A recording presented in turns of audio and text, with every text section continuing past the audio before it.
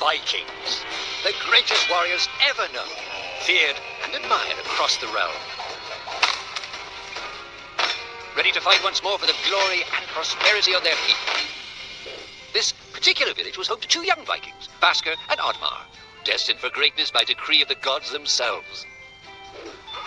Unfortunately, the gods did not tell them of this plan. Just as he had countless times before, Oddmar farewelled his parents. They always returned to him. This time was different.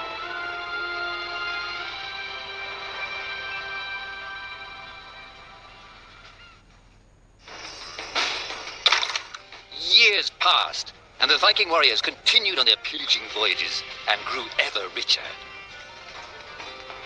The Viking chief was proud of his people, but he was greedy and single-minded. He wished to expand his village, regardless of the consequences. The chief despised Oddmar. He'd never fought for his village and survived off their scraps.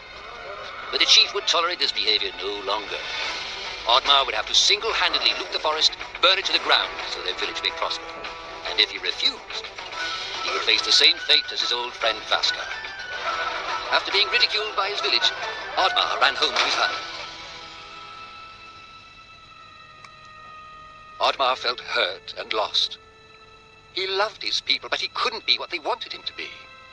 Perhaps he thought he wasn't a true Viking. Maybe some sleep would do him good. Oddmar couldn't believe his eyes. At his side was his long-lost friend Vasker. And in front of them stood the hallowed gates of Valhalla. "Wait!" cried Oddmar, as his old friend stepped into the light. In front of Oddmar appeared a strange apparition, a forest fairy. She condemned Oddmar's selfish ways and his squandered potential. He had let down those closest to him.